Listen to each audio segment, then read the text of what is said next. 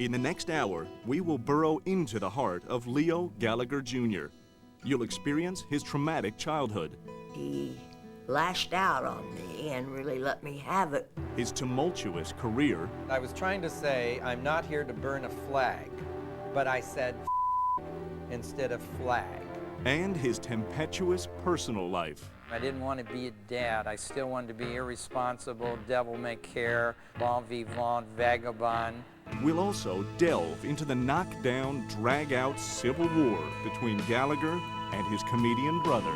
He was only performing at my pleasure, and so I withdrew my pleasure, and he was over with. It was kind of nebulous. Oh, Gallagher is suing Gallagher. Okay, so, who are you going to believe? This is the story of a comedian who found fame in fury, and it cost him family. This is the story of Gallagher, the true Hollywood story. There was a positive dream of being one of the world's Her life's ambition was to be a star. never recover from the public scandal.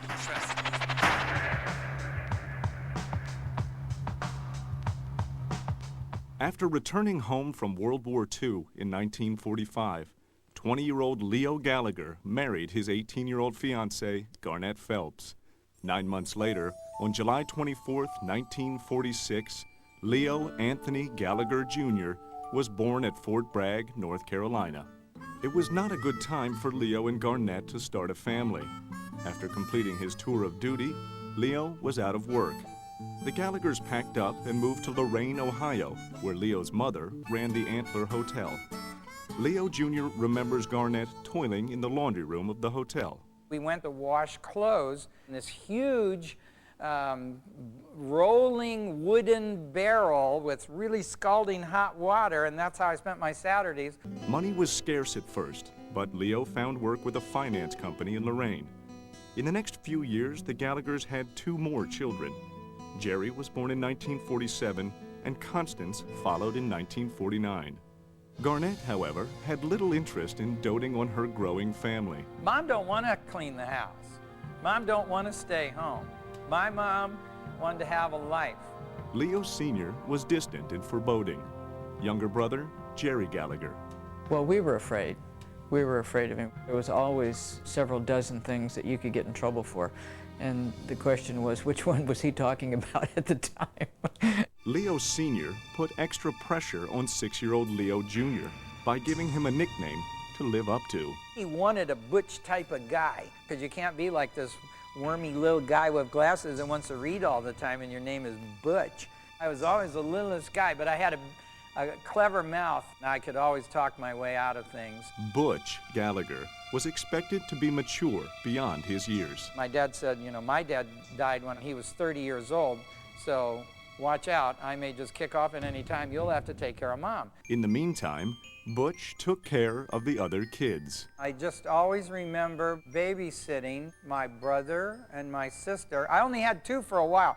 Then Ron came along, and they said we had another baby, and I thought, oh, God, a baby, another one.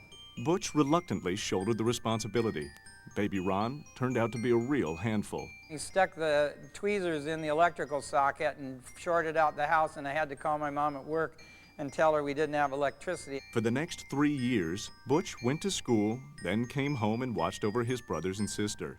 Then, one night in the winter of 1954, the 9-year-old awoke, terrified. I couldn't breathe, and it was scary. I'd never experienced anything like that. And we went to the hospital, and they put me inside of an oxygen tank. Butch was diagnosed with asthma. The condition was worsened by the severe Ohio weather. Butch's doctor suggested that the Gallaghers relocate to a warmer climate. In the spring of 1955, Leo moved the family south to Tampa, Florida, where they bought a comfortable 3-bedroom house. Within a few months, Butch's asthma cleared. In Tampa, Leo Sr. took another finance job, and Garnett got a job as a receptionist at Tampa General Hospital. When he wasn't at the office, Leo Sr. found time to tinker in a workshop behind the house. He likes to work with his hands and build things, and he taught me how to use tools at a very early age because he didn't want to go and get them, so I had to know what each tool was. Then, in 1959, Leo designed and built a roller skating rink. Garnett was furious. The family of 6 was forced to leave their home and move into a small trailer behind the rink. If you went back to the trailer, you could still hear the rink music. If you tried to go to sleep, I was still na-na-na-na-na-na-na-na. The next year, Butch enrolled at Tampa's Plant High School. The boy was smart and immediately joined the honors program. But the 14-year-old was bored. It was at this point that the first glimmer of comedy surfaced. History teacher Sylvia Lampert. He wanted to be the class clown. He entertained us sometimes, and sometimes it got a little out of hand, but he knew a lot about everything. He was ornery, spunky. No one ever got ahead of him. And sometimes he could be a real pill. Fed up with school and frustrated at home, Butch needed somewhere to turn to blow off some steam. And the closest thing available was his father's roller skating rink. He took lessons and was very serious about his skill and practiced a lot and competed a lot. He was by far the best skater in the family. Former skating coach and friend Jack Greer. Gallagher in particular was a very, very fierce competitor. He was many times a regional champion, many times. In 1961, at the peak of Butch's success in skating, the rink was ailing financially. Leo lost the business to a competitor. For Leo's wife, Garnett, it was the last straw. In 1963, Leo left and moved to Sarasota to run a trailer park. 17-year-old Butch was out from under his father's thumb, but anger bubbled inside him. On June 5, 1964, Butch's longtime teacher, Mrs. Lampert, felt the brunt of his frustration. During one of my discussions in the class, he lashed out on me and really let me have it so hard that I had never cried in class, but the tears came down. Butch was expelled for his verbal attack. He called his father.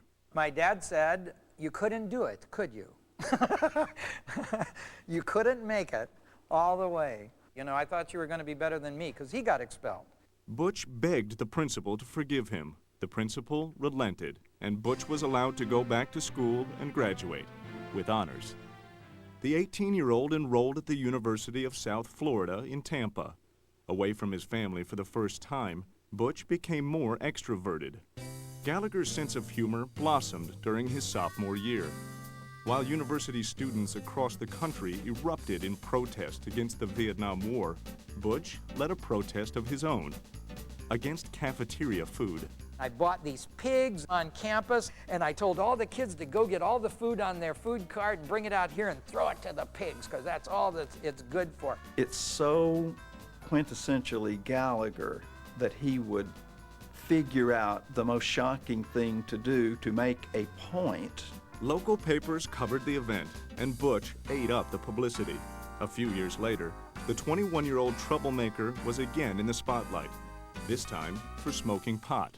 I was one of the first arrests in Tampa. They thought I was part of this big ring, and they all came to my friend's apartment where we were arrested.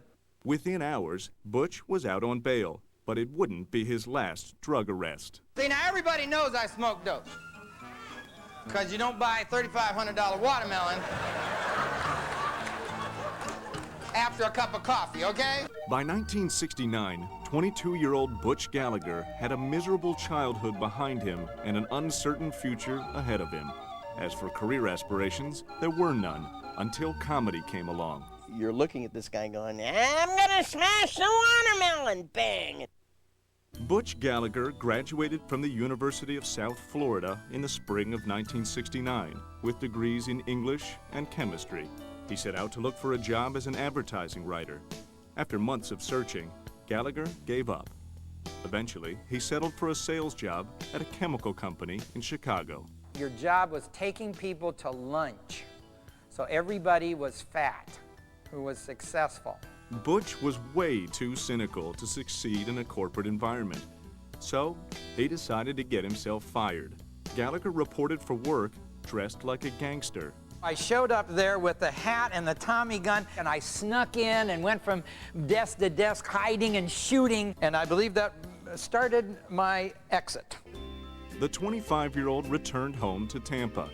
Leo moved in with his old skating coach and friend, Jack Greer, and found a job at a local diner. I was being funny behind the counter, and a person said, "You ought to be a comedian." It occurred to me, how do you mess that up?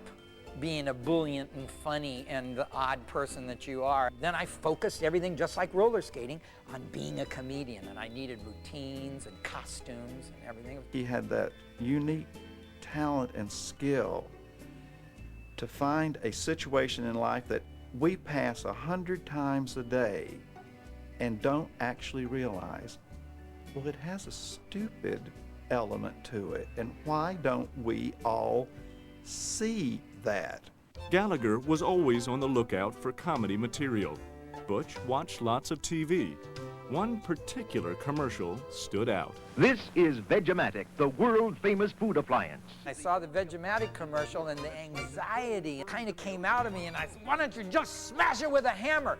The Vegematic was a small, handheld appliance used to slice, dice, and cut up vegetables.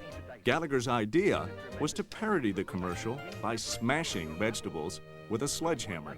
I wrote this comedy routine. That's when I decided to go make a hammer.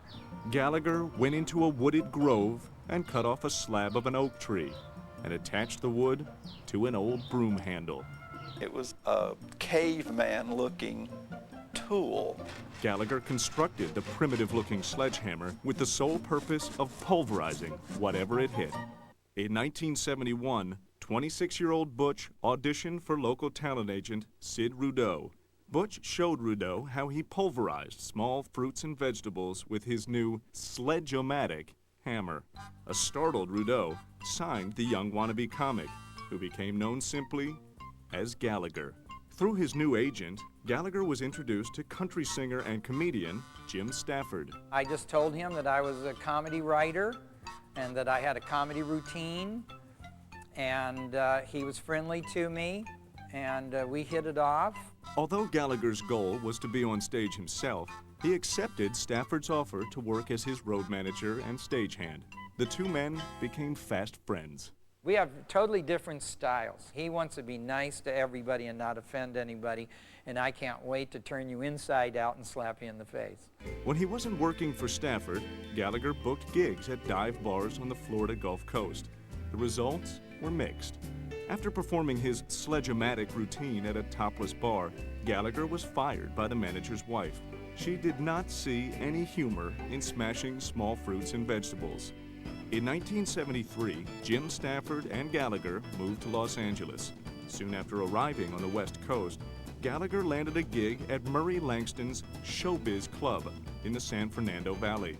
I went there so that the comedians wouldn't steal my jokes.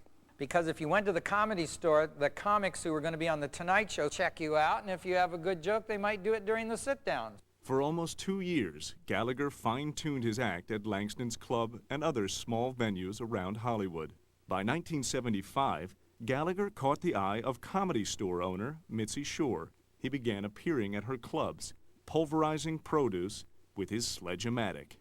During a 1975 New Year's Eve show at the Westwood Comedy Store in Los Angeles, Gallagher graduated to bigger fruit, a watermelon. Stand-up comic Argus Hamilton. I have never in my life seen a crowd fall over like they did. It's the hardest I've ever seen human beings laugh. After the performance, Mitzi Shore called. She called, she says, "Gallagher, are you gonna smash a watermelon again?" And I said, "No, Mitzi, that was just for New Year's Eve." "Oh no, you have to, we're sold out, 2 shows." And so I had to go get watermelons. Walloping a watermelon became the centerpiece of Gallagher's act. Comedian Vic Dunlop. People were going, "Ah!" and he'd be smashing watermelons in this little comedy room, and the watermelon would just fly everywhere. Gallagher was an overnight sensation. He reveled in the attention from the fans, but guarded his act from other comedians. He had such unique material that I think there was a lot of jealousy, There was a lot of jealousy back then. Gallagher wouldn't talk to anybody. He would come in, he'd do a show, and he'd split. And people thought he was an Did you order any tea? In 1977, Gallagher became a regular on the improvisational game show Make Me Laugh. I felt that I really became famous is when I did Make Me Laugh. And then people really started to treat me like a celebrity. Get a facade come out the top of this thing. I think I knew that my life would be ruined once I became a celebrity, and I kind of held on to being nobody as long as I could. Throughout the early 70s, Gallagher pounded his way to stardom, but the 31-year-old comic had his eye on a much bigger prize. He didn't care about anything else but getting on Showtime. Gallagher was becoming well known, but he had little interest in being a celebrity. Gallagher didn't hang out at clubs or with his peers. He was standoffish. The only real relationship he cultivated was with aspiring actress Robin Riker in late 1977. Sparks flew, and within weeks, the two moved in together. In 1978, an NBC talent coordinator invited 15 comics from LA's Comedy Store to audition for The Tonight Show. Comedian Argus Hamilton made the cut. Gallagher didn't. All along, you could never encapsulate Gallagher in a 15-minute set at the Comedy Store, much less a 6-minute shot on The Tonight Show. Right now, all the women are saying, look at that big metal ball. I could make stuff in there, pour it out. Women love a good big metal ball. Men, they don't give a What are you gonna do? Go to war. All right, which way? Gallagher was discouraged, but determined. He spent most of 1978 and 1979 on the road. Gallagher enjoyed a very bohemian existence, meeting new women in every city and smoking pot like a fiend. The lifestyle appealed to him, but did little for his relationship with his girlfriend Robin. Plus, while his career was moving forward, hers was in neutral. It's difficult because she was an actress and I was a comedian. It created tension if my career was happening and she wasn't getting phone calls. Finally, in 1978, Gallagher got a call from The Tonight Show. The appearance, on August 3rd, jolted his career. The bookings became more frequent and profitable. In the spring of 1980, after 3 years, Gallagher and Robin split up.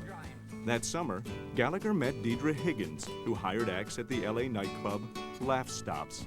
She says, we're trying to book you. We've got some jobs for you.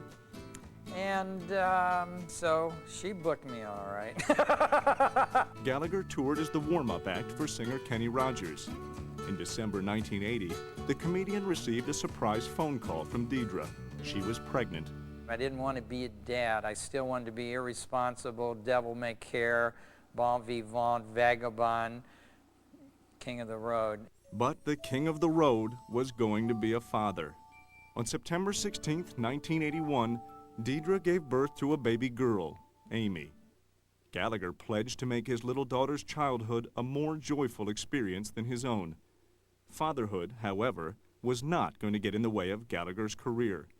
Soon after Amy was born, the comic was back on the highway. While in Florida for a gig, Gallagher drove across a Tampa Bay bridge. Not an unusual endeavor, except that Gallagher was trying to roll a joint in front of a St. Petersburg cop.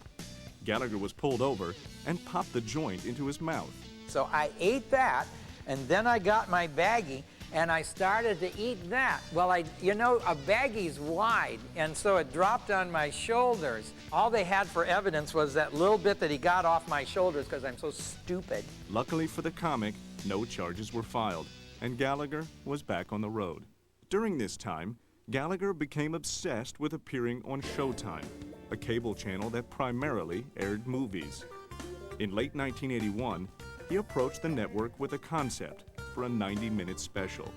Executives decided to give it a try. Everybody was saying, it's just cable, it's not going to be a big deal. Meanwhile, Gallagher focused on being the first. Personally, I think Gallagher put Showtime on the map. Gallagher, Stuck in the 60s, aired in early 1982. The special was an enormous success.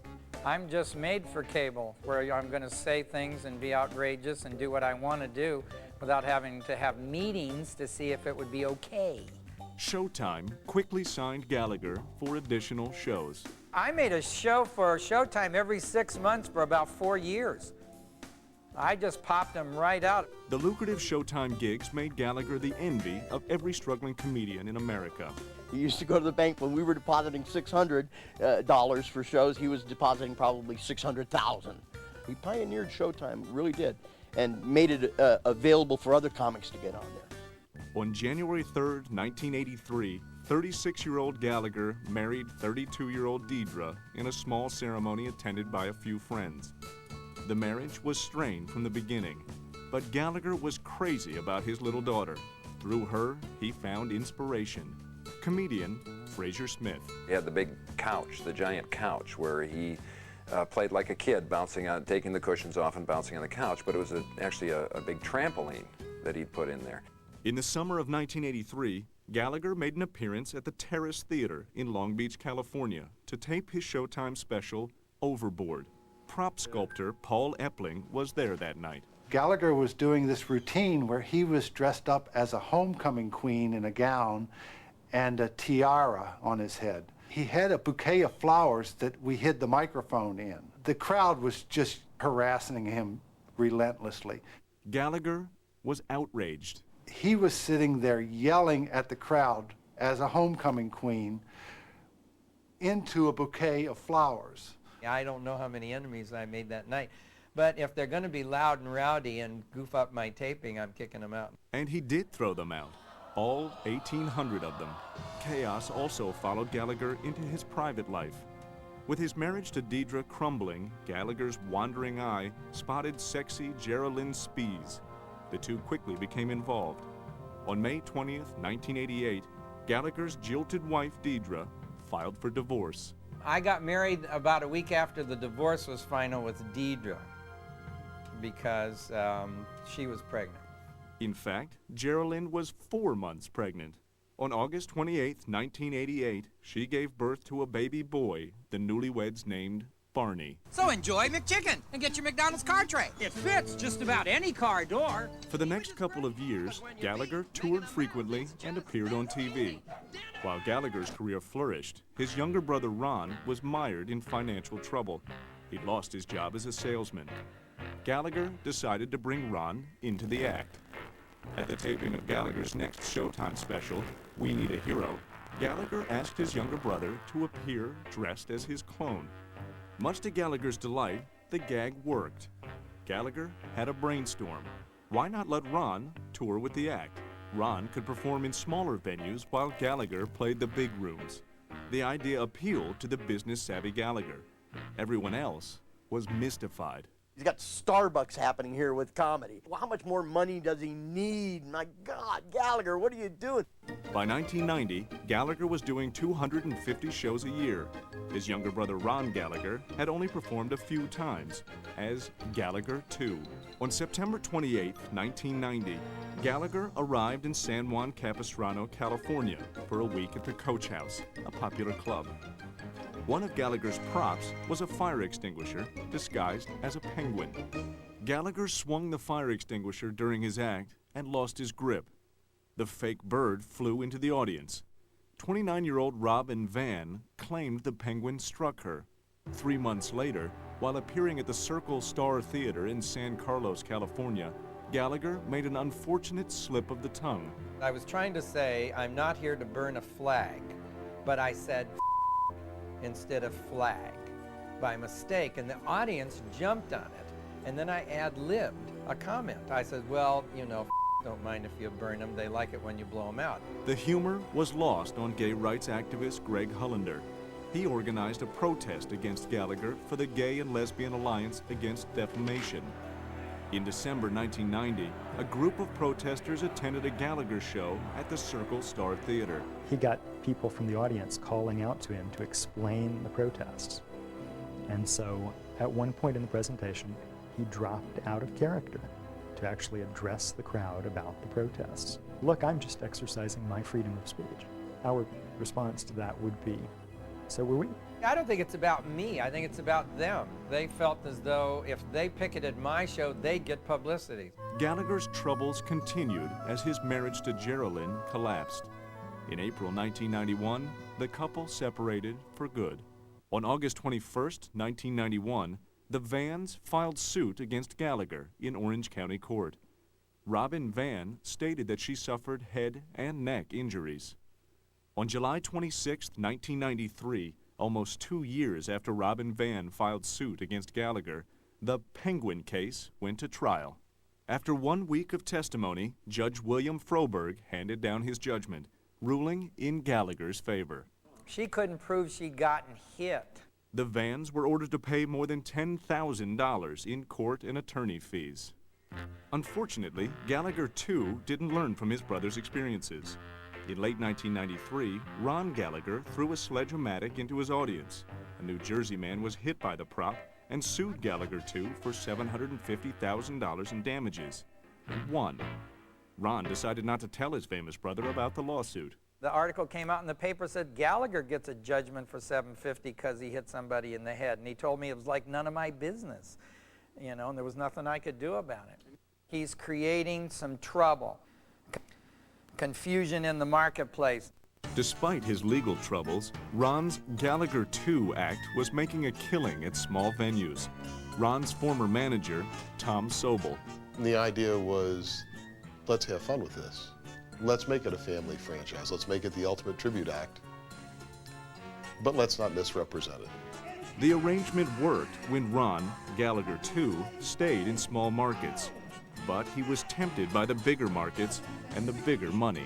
It's like God telling to Adam and Eve, don't eat the apple. Ron ate the apple.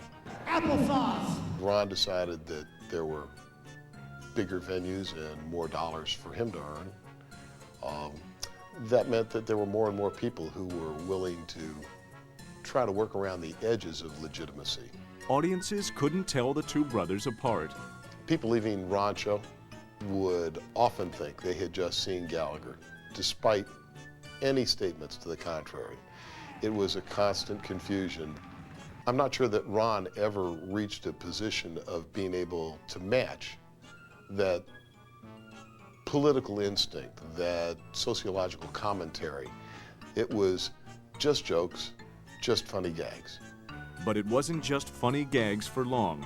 In 1995, Ron severed his ties with Sobel and sought more aggressive representation. He soon found promoter Dave Herman. There was an element of, stress around the show as far as media attacking the show. Boom. An article comes out saying you're seeing a fake, a phony, and here you go, you're giving refunds. Rumors began to circulate that upset Gallagher.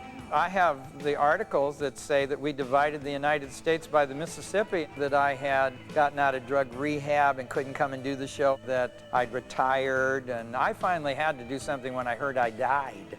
Gallagher confronted Ron, but he dismissed the rumors and the growing confusion. He said, I'm just a pimple on your butt. What do you care about what I'm doing? He was tricking me. We weren't on the same side anymore. It's not just a pimple on my butt. Later that year, Gallagher received an unexpected phone call from his father, Leo.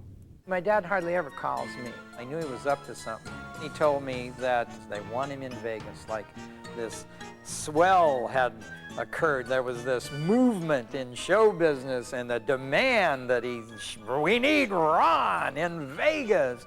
And I said, well, what hotel? And there's a long pause, like it's uncomfortable for him to tell me that it's the hotel that I work at, the Sands Hotel. I knew then that that was not the truth.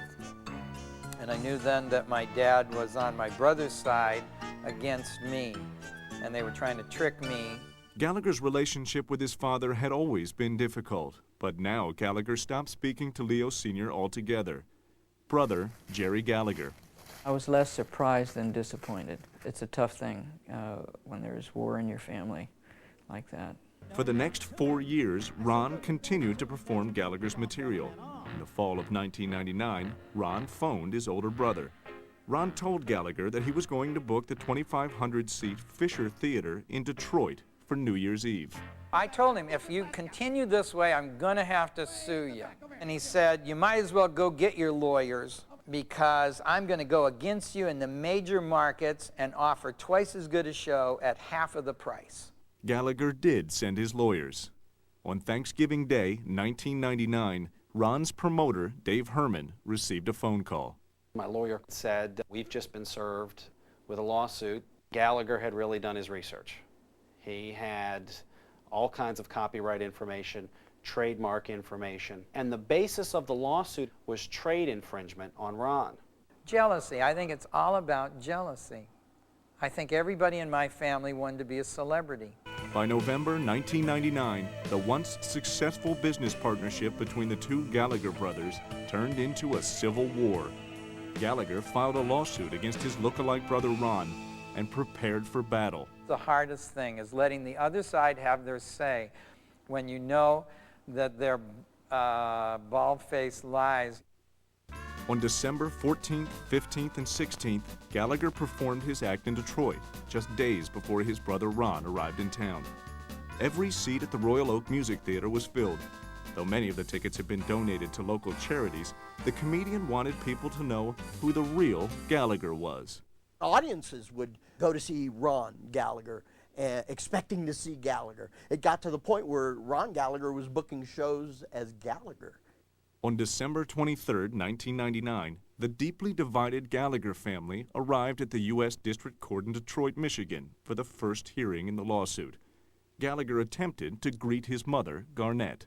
I hadn't seen my mom and dad in a long time, and I wanted to just talk to them, but they didn't want to talk because they were on the adversary. But I'm allowed to talk to my mom. Another person deeply affected by the lawsuit was Ron's promoter, David Herman. I went into a serious depression. I really felt like it got to a point where you're putting a show on sale. There's people buying tickets. Some of them at every show are not purchasing tickets for who they think they're purchasing tickets for. I didn't get into this business to be attacked by media, to be yelled at, to be threatened, to be accused, to be sued. On the stand, Gallagher categorically denied that he was grooming his brother as a replacement. The comic maintained that Ron had never toured with him. Gallagher then spelled out the most important directive he gave Ron. I told him, don't appear on television smashing the watermelon, because that'll confuse people, and then you could say you're the guy on TV who smashes watermelons, and I'm the guy. In a sworn affidavit, Leo Gallagher Sr. claimed that he helped invent the Sledge-O-Matic when Leo Gallagher Jr. was a child. He also maintained that he had been hired by his first son to train Ron to be Gallagher too. In court, Gallagher denied these claims. 8 days later, on December 31st, 1999, Ron Gallagher appeared at the 2,500-seat Fisher Theater. Only a few hundred tickets were sold. On January 27, 2000, the Carousel Club canceled Ron's March performance. Carousel Club owner Jeff Mackey was concerned about the lawsuit. I'm thinking in my head, Gallagher is not going to lose a lawsuit against his brother. If Ron loses a lawsuit and I publicize and spend this money on advertising, I'm throwing money out the window, because if he loses the lawsuit, where am I? I'm holding the bag going, okay, Ron can't do the show now, so I'm left with no show. Then the real Gallagher called Mackey. When Gallagher called me up, he was talking to me about his brother, about how many people he had, and I told him how many, and he asked me, he says, well, why didn't you ever book me at your club? Well, I didn't think he'd be interested in doing a small club. He says, well, I'll come in and take the door. That's when I told him, let's create an event, let's do it outside. That's how we came up with the beach party. On February 8th, a second hearing took place. Ron Gallagher testified that he helped create the Sledge-O-Matic when he and his brother were children. Ron also claimed he was hired by his brother as a franchise act, and that he wrote new comedy material for Gallagher. Gallagher scoffed at these suggestions, but before the trial went to the jury, the comic asked his brother Ron to stop performing for 1 year. Gallagher made an offer he believed Ron couldn't refuse. I offered him $70,000 and all my old jokes, but no smashing. And in that time period, he could try to establish jokes of his own and routines of his own. Ron turned down the offer. On April 11th, Judge Paul Borman sent the Gallagher case to the jury. A decision was expected in July. Meanwhile, Gallagher's reputation was being trashed throughout the stand-up comic community. The rumors were out that Gallagher was an ass and he was suing his brother, and how could he be doing this to his own family? His dad hated him and his brother hated him, and nobody realized that it was Ron that was screwing up the whole deal.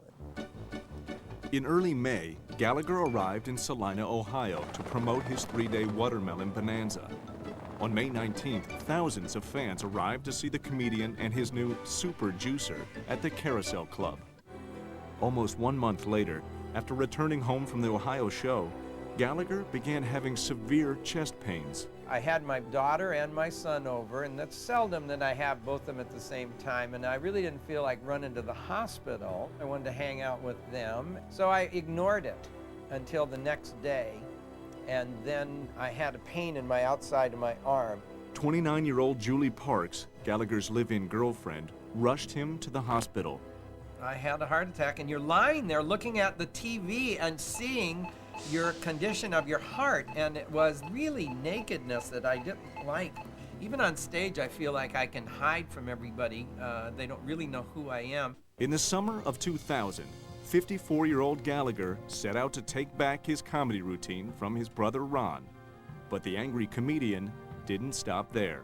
He was only performing at my pleasure, and so I withdrew my pleasure, and he was over with. On July 7th, 2000, after a 7-month court battle, the jury decided in favor of the real Gallagher. Was a trademark issue. He sued Ron with trademark lawyers. Gallagher had given Ron an oral license to perform the act, and he had told him certain parameters, which meant he could take it back.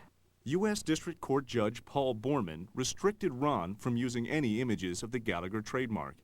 Those trademarks included a beret, a striped shirt, long hair and mustache, a watermelon, and Gallagher's signature sledge-o-matic hammer.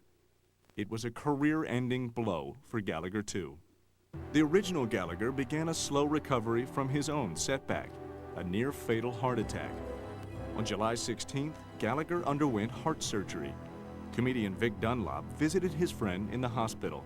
You're trying to go and you're being nice to him, and you're going, I'm not fat like you. Why did this happen to me? I don't think that my heart attack was caused by stress because I was always stoned. In August 2000, 54-year-old Gallagher checked out of the hospital and returned to work. 5 months later, the comic was whacking his hammer again at the Redondo Beach Performing Arts Center. Gallagher also presented fresh jokes with an eye towards a new audience, the Spanish-speaking community. Comedian Diana Ortelli. I think he was just thinking, imagine how much more I could do if I could just conquer that additional market. Gallagher's career was back on track, but the turmoil of the trial drove a permanent wedge between the comic and his parents and brother Ron. I believe he loves his family. It's just that he can't believe what they're doing. My relationship with my fans is my primary important thing in my life. They're my family. Jerry Gallagher would like to see his family make amends. My hope is that ultimately it will get resolved, that there will be forgiveness on both sides, and they'll come together again. I don't see that there's much time left because my dad's getting old. But Gallagher hasn't spoken with his brother Ron or his parents since the injunction was imposed.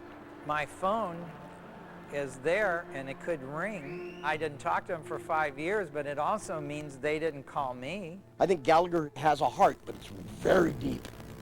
It's in the bowels of hell. I don't want to sign the back. I don't want to sign the back of the ticket. I want to sign the front so you can glue it down onto something else. I have to tell everybody.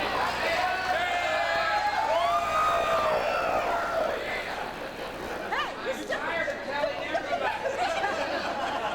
Hold on to your shirt and tell me what name. I'm going to sign. Gary Sinise may be best known